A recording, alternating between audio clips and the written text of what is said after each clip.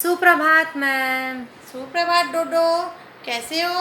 अच्छा हूँ। और याद है पिछली बार मैंने कौन सा पाठ पढ़ाया था?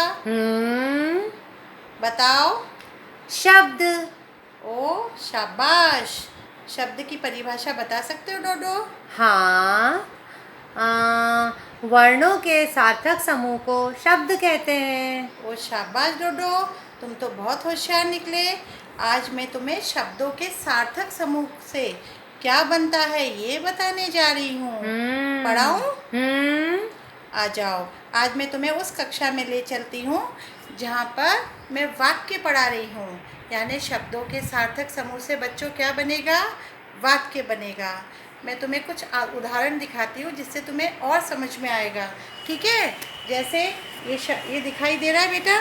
पहला वाक्य क्या है? खाता मैं खाना हूँ, है? जबकि मैं खाना खाता हूँ ये वाक्य होना चाहिए, है ना? ये सही वाक्य है, मैं खाना खाता हूँ। मेरी है बीमार गुड़िया। मेरी है बीमार गुड़िया। मेरी गुड़िया बीमार है।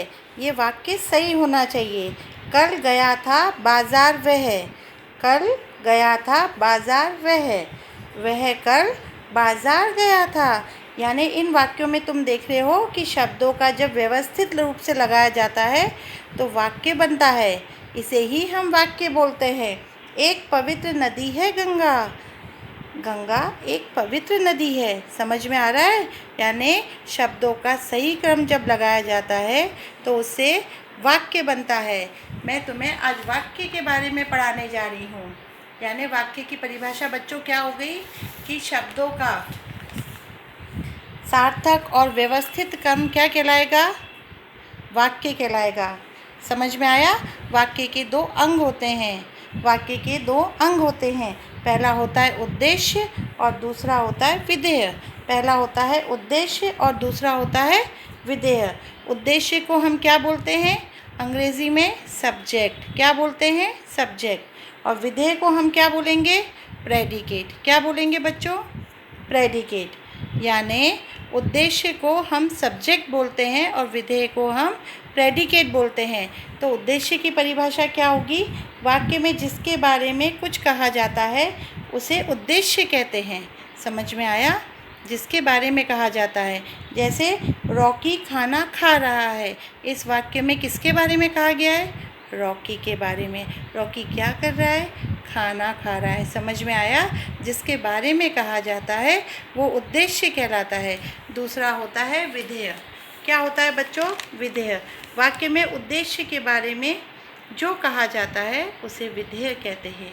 वाक्य में उद्देश्य के बारे में जो कहा जाता है उसे विधेय कहते हैं। रॉकी खाना खा रहा है। मैंने आपको बताया था रॉकी इसमें क्या है? उद्देश्य है, यानी सब्जेक्ट है, यानी करता है।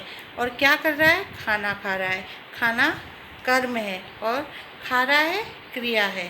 तो जब खाना खा रहा है ये क्या होगा? विधेय होगा। मैं और कुछ शब्दों से आपको ये समझाती हूँ।